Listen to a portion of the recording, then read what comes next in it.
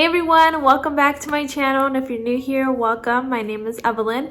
So today's video is very exciting because I have been working on some DIYs for a couple weeks now, and I have been so excited to share them with you guys. I know many of us like that vintage look, and those decor pieces are very expensive, so I thought why not recreate them. So I have 5 different DIYs and they came out so good. So without further ado, let's get started. So for the first DIY, we are going to try to recreate this bell display that is on Amber Interiors for $150. And when I was at Target at the dollar section, I spotted these shepherd hooks that look identical to those hooks from Amber Interiors, and I thought they would be perfect for a DIY. So all you're going to need are some bells. These are from Amazon that I got during Christmas, this decorative wax finish from Bare and Dark Antique that I got from Home Depot, a paintbrush, and then of course those shepherd hooks. They come in a pack of 2 for $5, and they were at the Target dollar section, so I'm hoping you guys can still find it because they are a great price. So the first thing we're going to do is try to make these bells a little bit darker and more rustic. I know they are already aged and rustic, but I noticed that the ones from Amber Interiors are a lot darker, so that is what we are going to try to achieve. And I will show you guys a clip of one that is done and one that isn't, and you're going to notice that it just looks a lot more like the one from Amber Interiors. So just stipple on that wax and layer it so that some spots are a little bit more darker than others, and as you can see, it completely transforms it. So just do it to both of them, and then that is it. This DIY is super simple and a lot more affordable than $150. You can also use bells that you already have and just purchase the hooks, and since these hooks are the same height, I decided to style them a little different. So I styled one on a book and one beside it so that it gives the illusion that they are different heights, kind of like the ones from Amber Interiors, and I just love the character it adds to my space and overall how easy it was to recreate.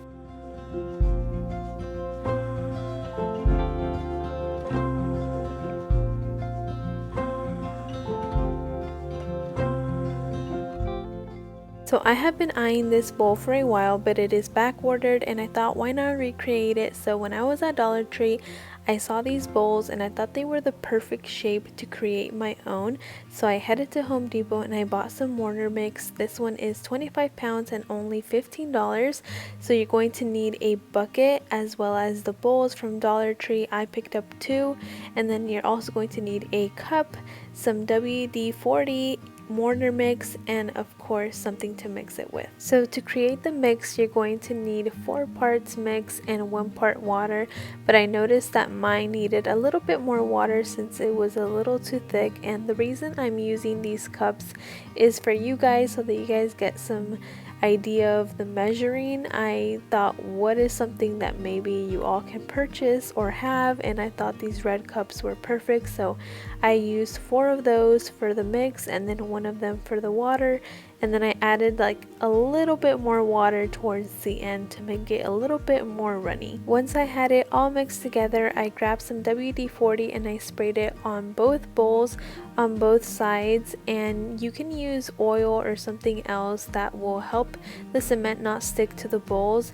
And then I just used 1 full cup, and then I poured it inside one of the bowls, and then I put the other bowl on top to create that plate look. I've seen these on Etsy, but the one from Lulu in Georgia is the cheapest one that I've seen. So these bowls are perfect for it. As you can see, it already started creating that shape, and then I just put a can on top of it so that it stayed, and I let it dry. And once it was almost completely dry, I took it out, and it was super easy. The WD-40 just makes it slip out perfectly, and then I let it dry some more, and this is how it looks once it's completely dry. It looks almost white, but I wanted mine to look a little bit more aged, of course, so I grabbed that decorative wax again. This has been like my favorite purchase ever. It just makes everything look vintage. So I just grabbed a paper towel and I started dabbing it everywhere to create that aged look. Between cowboy clouds and misty moon, silver dress, sparkle eyes, crystal blue.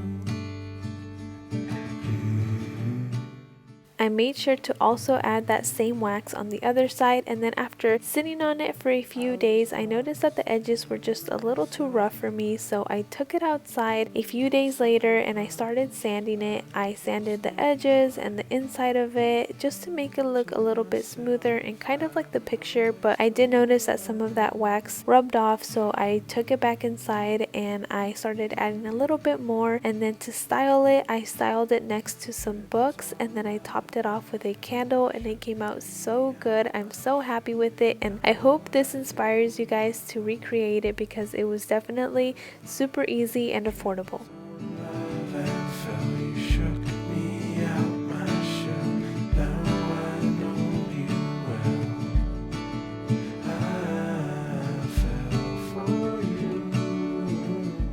I'm sure many of us have seen these vintage Turkish olive jars, but they are pretty expensive, so when I was at Hobby Lobby I saw these two vases and I thought they were the perfect shape for an olive jar.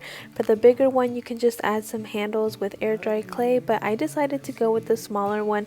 I ended up getting it for $12.50, which is such an amazing deal, and you're also going to need some paint. So I got English Ivy Green, Golden Sunset, Melted Chocolate, Khaki, and Beige.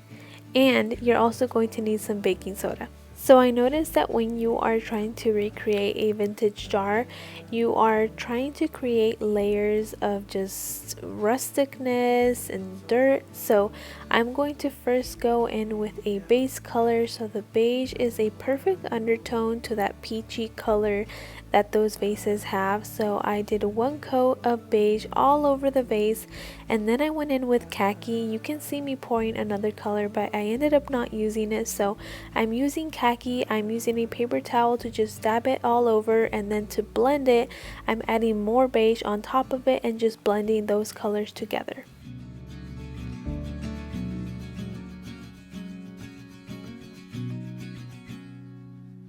Radio up and the blinds pulled down. You love it when nobody's around. I wanna call out round town, but you're back. So I added that khaki color all over the vase, and then I wanted to add another layer, so I went in with melted chocolate and I added some water to kind of create a watercolor. So I mixed it and started dabbing it with a paper towel, and I was so happy with it. It just looks like it's been sitting out and collecting dirt. I just love how it turned out. This is all about creating layers and making it seem like it's years old, so just go for it and add it all over the vase. I also added more of the beige color to blend it all together, and when I was looking at inspo pictures, I noticed that these vases have like drips going down the vase. So to recreate those, I watered down the beige color and started dripping it onto the vase. At first it was a little too light, so I ended up adding more beige, and then I added drips all around the vase and dabbed them with a paper towel to blend them a little bit.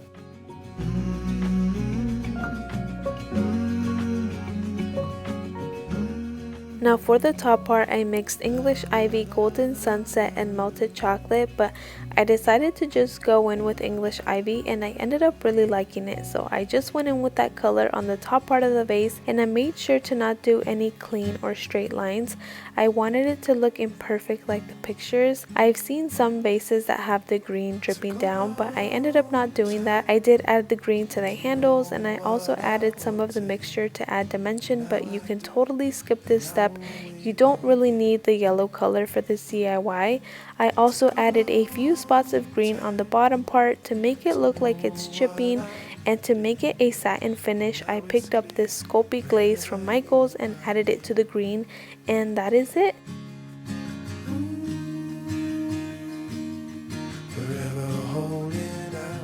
I styled it in my kitchen. I added some bugs leaning on it, and I also added some Hobby Lobby stems that I thought went perfect with the vase. I added 2 stems, and this is how it turned out. When it did, it all fit together. It took a long time to see what was in front of me, and I can't lie, no matter how I try.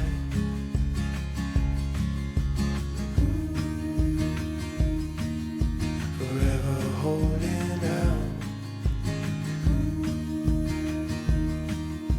forever holding out for you.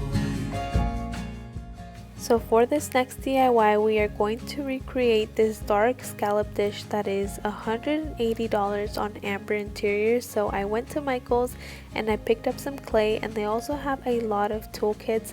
I ended up getting the most affordable one, which is this one. So you're going to need 3 of these burnt umber Sculpey clays, as well as that toolkit that I showed you. This is only $5 compared to the other ones, and also this Sculpey glaze, as well as a quarter and a ruler.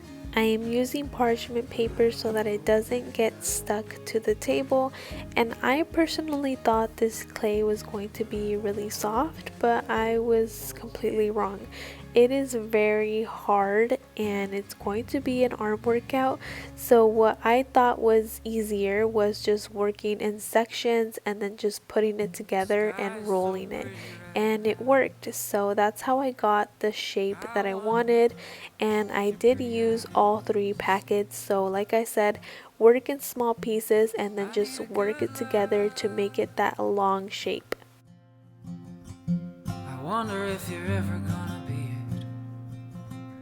In a couple weeks I could drive away and you could find another victim. It's not your fault I feel this way. Once I had the shape that I wanted, I used a ruler to measure it to make sure it was the same dimensions like the one from Amber Interiors, and then I went in with a quarter to make the scallops. I used a quarter because it was the biggest coin and the scallops on this dish are very wide, so I just traced it along the entire shape, and I used this piece from the toolkit, which helped out so much because it helped me carve everything out.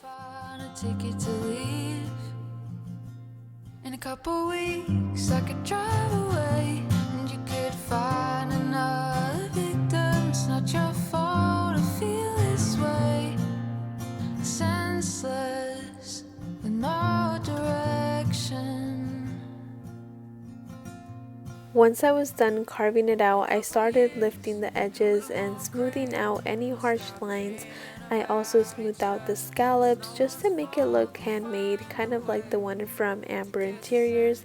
And you do have to bake this at 275 degrees Fahrenheit for 30 minutes, and then you do want it to cool down for a little bit so that it gets hard, because once it comes out of the oven it still feels soft. So let it sit, and then I went in with black paint. I watered it down to add some dark spots. I noticed that the one from Amber Interiors had these black spots, so I wanted to recreate that.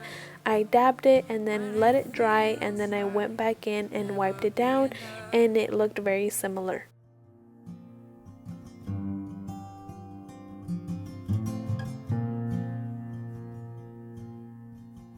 And to make it shiny, I went in with this Sculpey glaze, the same one that we used in the last DIY, and I added it all over the top and to the bottom. It just creates this satin sheen, kind of like the one from Amber Interiors, and you can style this so many different ways.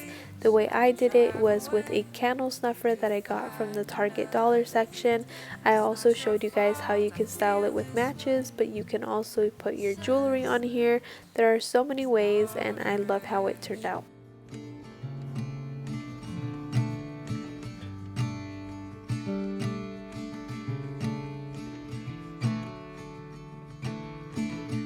Stepping out of the shadow in my room, caught between cowboy clouds and misty moon. Silver dress, sparkle eyes, crystal blue. Last but not least, we are going to recreate these vintage breadboards. So I went to Hobby Lobby and I picked up this cutting board for $7.50. You also need this melted chocolate color as well as a black color, and also a screwdriver. So the first thing that I did was sand it down just in case it had a sheen to it, but you don't really have to do this. This isn't necessary. You can use sandpaper if you'd like. And then I went in with the screwdriver and just started to stretch distressing it, I realized that these vintage breadboards have a bunch of cracks in it, and that's what I was trying to go for. So just go in there and distress it and make it look old. Tripped on love and fell, you shook me out my shell. Now I know you well. I fell for you. I fell for you.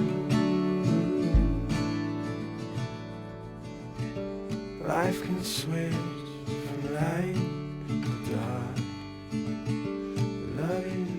Next, I went in with melted chocolate. I added some water to water it down, and I started dabbing it all around the edges to give it that old and distressed look.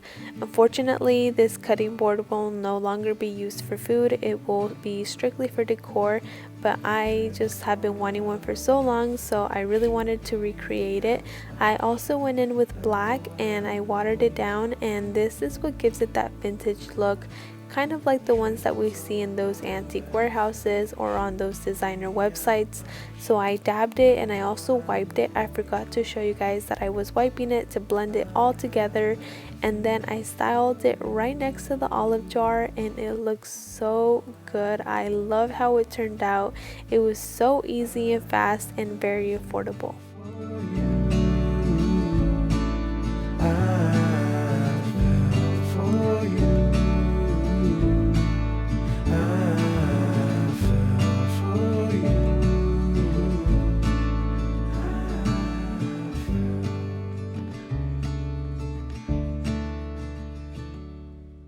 So what do you guys think? Do you guys like them? Would you recreate them? Let me know down below in the comments. I was so excited to share them with you guys, and I really hope you guys enjoyed and got some motivation in recreating them. And if you do recreate them, send me a picture on Instagram. I would love to see. I have some more ideas for DIYs, so I might do another video. I just love doing them and I love sharing them with you guys. I know you guys really enjoy them, so stay tuned for that video. Anyways, thank you so much for watching, and until next time, bye.